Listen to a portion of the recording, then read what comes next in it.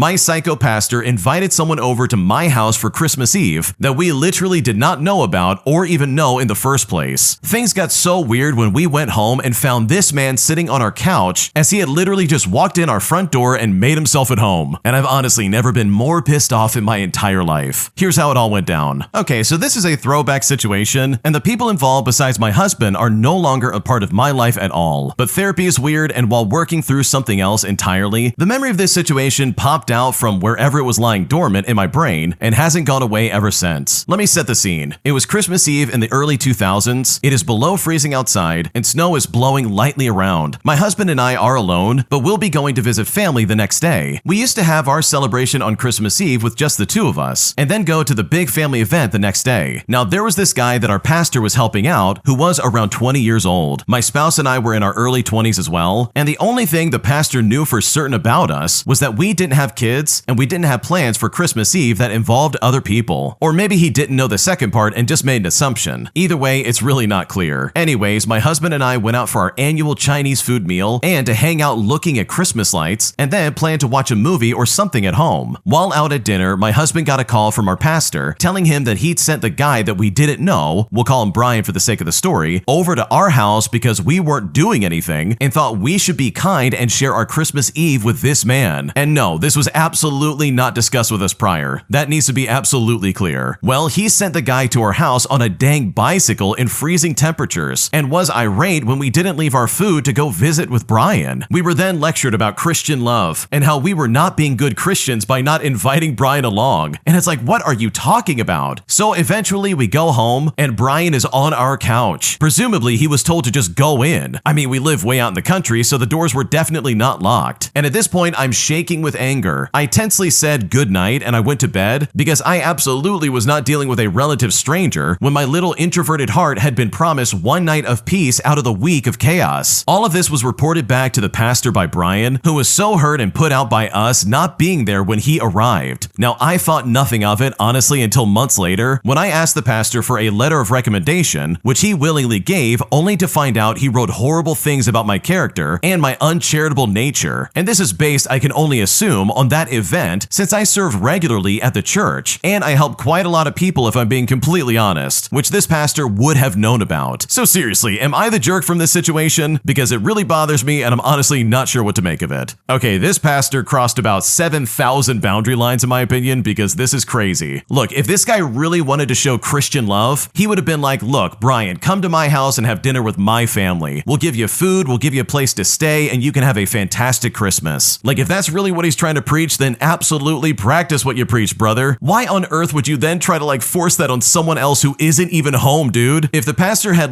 discussed this ahead of time and tried to convince you to do it, it still gives you the option to be like, no, we got other plans, we're not going to do it. But the fact that he literally said, okay, Brian, go over to their house, open the door, and sit on their couch. They're expecting you. Don't worry. This is all about God's love. Don't worry. They're going to take care of you. That is some crazy behavior. This is not okay. That would be a one-way ticket to me never showing back up at that church ever again. There's no way I would put up with that, dude. So no, you're definitely not the jerk, because this pastor crossed a line that absolutely should not have been crossed. If you like Am I the Jerk, you're probably going to love Am I the Genius. Check it out, link down below in the description. Also, go to amithejerk.com/submit if you would like to submit your own stories. Am I the jerk for telling my sister that she cannot bring her emotional support peacock to Thanksgiving in my home? Because right now she is freaking out about me saying no to this, and at this point I'm not sure what to do. Here's what's going on. Okay, so this is gonna sound insane, but here we go. My sister, who we will call Emma, is 26 years old and recently got this emotional support peacock named Sir Reginald after her breakup with her boyfriend of 3 years. She claims it helps with her anxiety, but honestly, I think she just wanted something exotic. I'm hosting Thanksgiving this year at my apartment, and I told her that yes, she can come, but the peacock has gotta stay home. Well, when I said that, she flipped out, saying I'm discriminating against her disability, and also saying that Sir Reginald is legally protected. Now, the thing is, my building doesn't allow birds, and also my girlfriend is terrified of large birds since she got attacked by a goose as a kid. Emma called me ableist and said that she won't come if her support animal can't be there, and my mom is now guilt-tripping me, saying that I'm ruining the family holiday. But